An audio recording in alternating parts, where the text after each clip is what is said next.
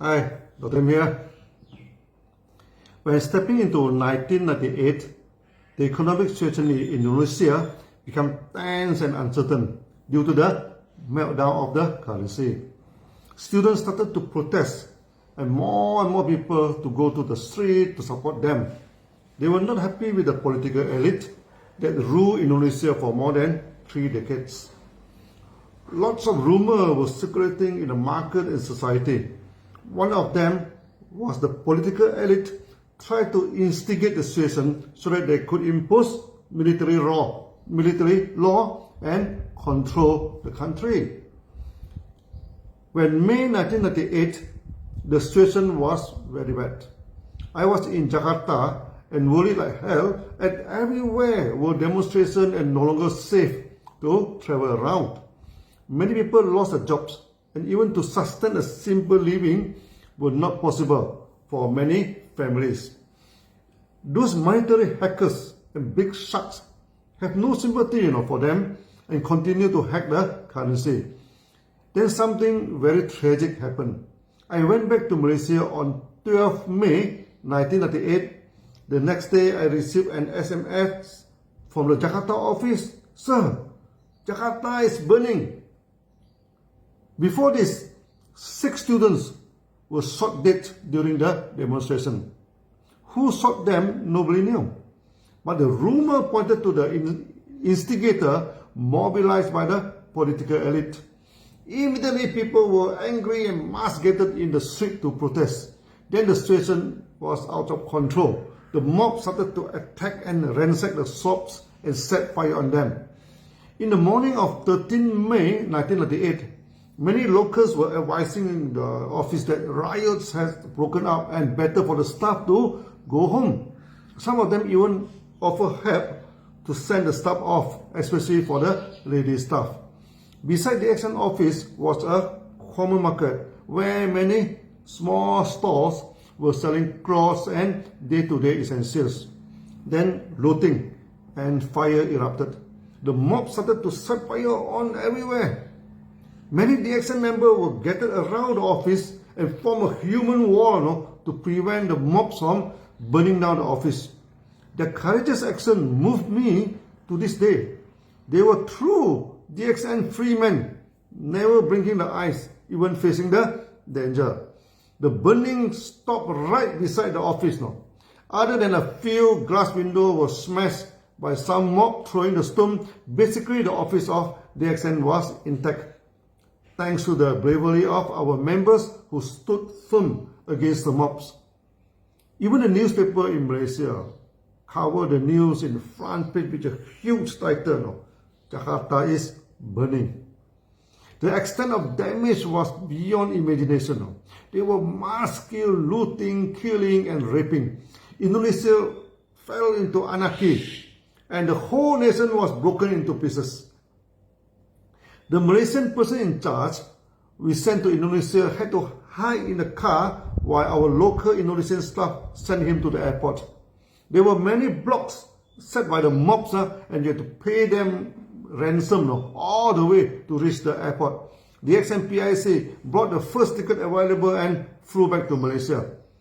I contacted the office in Jakarta and all were confused and did not know what to do. Budiman contacted me and said the situation was very risky. Maybe we should have closed down the operation until the situation was under control. I told Budiman, the riot had just started and would become worse and worse. It may take a few months before the riot ends. If we stop operation, that might be the end of DXN. For an MIM company, stop operation will always suicidal. I told Budiman to maintain a few skeleton staff and operate at mere minima. Then I decided to go to Jakarta and to calm down the office and members. That sent shock waves to many people and a lot of them rang me up to ask me not to go. With such a confused state and without a person in charge, the market may collapse. So I booked the ticket and decided to go to Jakarta on 18 May 1998 when the riots were still on. There were only 3 passengers in the whole plane, and 2 stewardess served me coffee and food and sat down to chat with me. Maybe they try to calm the passengers down. Our face might look frightened and white as a ash. I always joke that was the best flight I ever had, with two beautiful stewardesses talking to me and even trying to create some jokes to calm down the situation. They have done their job very, very well. My great respect for them. Members flocked to the office when they knew I was there. Even before my arrival, many members were around in the office to prevent the mobs from burning down the office. They have risked their life for DXN. And now I risk mine for DXN too. DXN is a family. We share the pains and joys together. As I always say, to live, we live together. To die, we die together. We never ever take a back when facing the danger. When meeting with DXN members started, so many of them fill out every corner of the office. I told them, DXN came here to stay. Even if the office was burned down, we should continue and never bow to the danger. They burst into applause and once again sang the Bujangan together. At the time, Bujangan was always almost a DXN theme song. I have translated and captured of this song and loaded in this channel. The song still brings forward the sweet memory to me till this day. There was one thing common for the Indonesian and Malaysian and the Filipino too. We are very easygoing. When faced with difficulties, sometimes we sing our way out. We always think the situation may be desperate, but never hopeless. We are happy to sing, even when the sky may fall on us. During the crisis, almost all company in Indonesia was shut down. As usual, DXN has become the Lone Ranger.